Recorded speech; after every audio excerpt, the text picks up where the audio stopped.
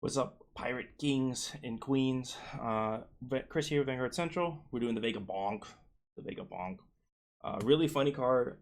Leader only has 2 life, but and it can attack.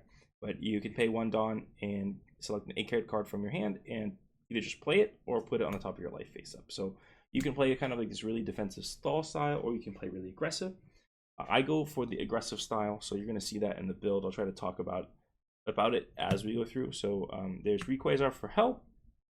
Rayquaza help. This one, I've seen like in the past, people have cut it down to 3 because it's not good early game, which I agree with. You don't really want to see it early game, but it's so absurd that you got to play it at 4. And then let's talk about kind of the early game options. Is these 4 cards. I'm going to kind of lay it out in this way on purpose.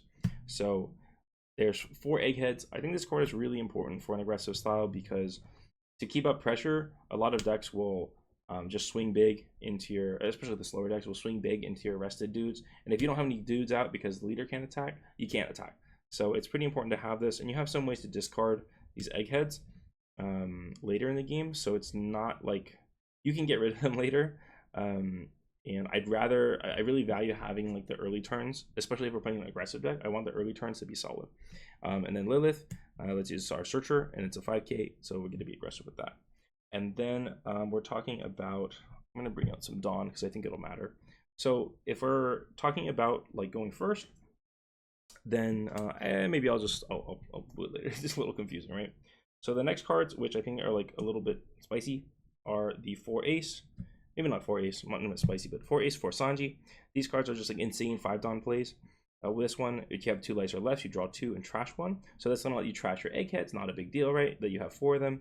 And in this one's also, if you have 2 lights or left, it has rush. So boom, get in there big. This one's a blocker, which you have lots of blockers. That doesn't matter too much. It's mainly just a body that replaces itself, which is what you need to be playing an aggressive deck, right? So these are just like your insane 5 Dawn turns, 5 Dawn plays. So I'd like to see them. I like to play lots of them. And the rush is really, really important in a deck that like doesn't have a leader attack. Other like really good 5 Dawn play is Vegapunk, but I don't like to play it early that often because you have to discard a card. Once your opponent has 3 or more characters, I think, then you don't need to discard a card to get a free blocker or a free unit off of this. So I'd like to save it until then. But if you really want to just expand the board with a blocker, it doesn't hurt, right? And another discard, if you're clogged with eggheads, you can say, I'm just going to turn my egghead into a unit. So those are like our key 5 Dawn plays. The rest of the cards that are important are the scientists. So we're playing quite a few scientists. I could always play more scientists. It's always like hard to figure that out. And then I'll just add the 2Ks there. So we're playing 12 scientists, plus Lilith is 16 scientists, plus Edison 2K is 20 scientists. I think we could play a little bit more. I've seen some people play the what's her face? I can't remember. She like takes your own life to KO a 2 cost or less or something like that. I don't like her. I don't like her from the show, but that's okay. I think she's okay because in a deck like this, which can't attack with leader again, if you can get rid of those like chump blockers with her, that's like super good. So I would consider it. I'm not sure what I'd cut for space right now. Potentially some of these non-scientist cards. So I'm already down to 3 Luffys. I think it's a really strong card to play early because you can swing with it, KO it, and draw a card. And then Nami is like, this card is busted. I would say I should have put that there. These cards are busted. Being able to pay 1 to play a dude, pay 1 to play this, and then pay like on 6 Dawn, pay 1 to play this, play 5 to play that, and KO a dude. So you got 2 up, they got none up.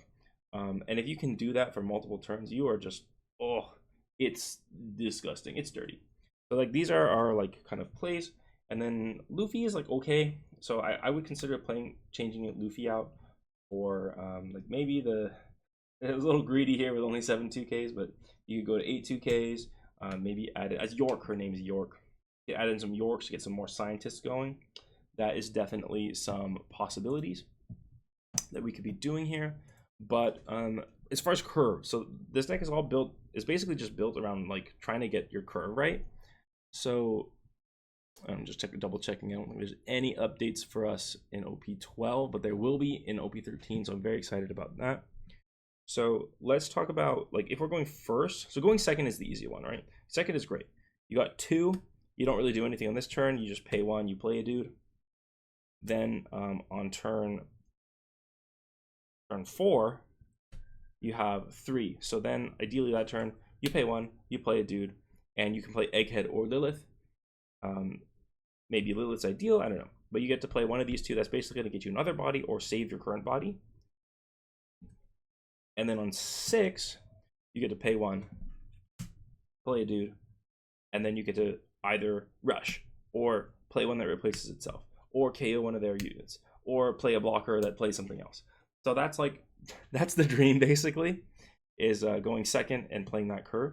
So this deck is really awkward when you're going first. Well, not really awkward, but it gets a little awkward. So on 1, you get to play dude, great. On 3, and you're playing, in 3, your ideal play is boom, play 1, play a dude, 2, play Egghead, which saves your first dude. This is like the best play you can do possible on your second turn, or else you're basically like swing 8, play a dude. Feels really bad. I'll be honest, it feels really bad.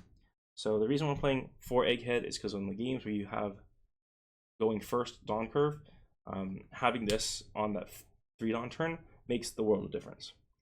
Because you're basically like a turn behind, because now we're going to 5 Dawn, we pay 1, okay, I play a dude, but on 4, I can't really play anything.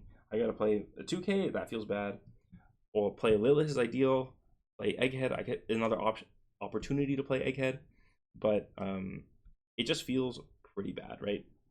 And then you finally get to your 7 Dawn turn, and now finally you can pay 1 and play one of your 5s. So definitely take second if you can with this deck. The curve is way better. Just on 2 you play 1, on 4 you play 1, play a Lilith or an Egghead, and then on turn 6 Dawn turn you get to play any of these powerhouse cards plus play 1 from your hand and just like just spit out the field and go to town. So that's the deck. In the late game, you're just focused on using Rayquazars and Shakas and Life to just recycle your Vegapunks. But it's pretty tricky to like manage everything. But I like to be a little bit aggressive. You can kind of rely on your opponent going into your board and not your life to make it a little tricky. Yeah. But they're definitely trying to starve you out. So having rushers, having ways to keep your units safe from being attacked, and having cards to replenish is really important. So like that's why we maxing out on those. So yeah, enjoy the Vegapunk aggro. I'd like to put in more rushers. I don't think it really makes sense right now, but it is what it is. And I'll see you in the next one.